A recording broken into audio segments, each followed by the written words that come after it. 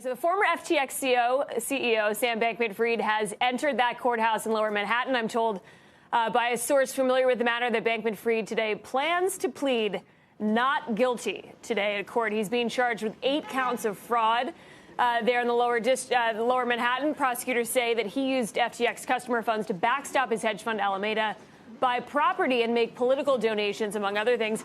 He was released on a $250 million bond. And since then, Bankman-Fried has been on house arrest at his parents' home in Palo Alto.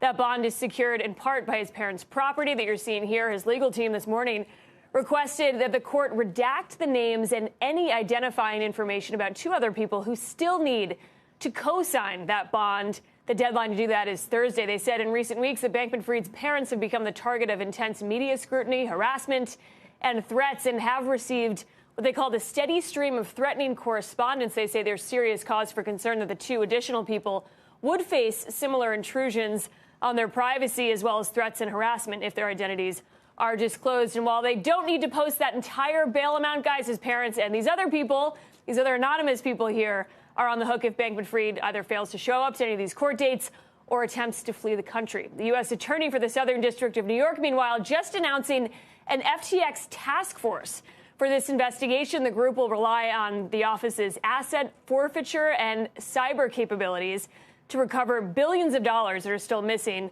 when it comes to victim assets. They called it an all-hands-on-deck moment. Back to you guys. How important is it, Kate, to know who those 2 co-signers were here? And what are some of the best conspiracy theories you've heard?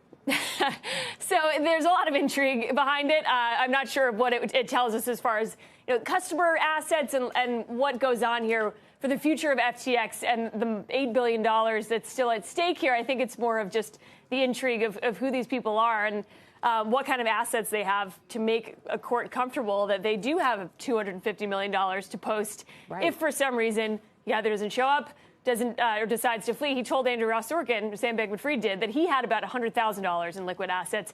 His parents' house worth about $4 million, so that doesn't quite get you to the $250 million amount that they would need to feel comfortable as far as collateral. There are some conspiracy theories out there.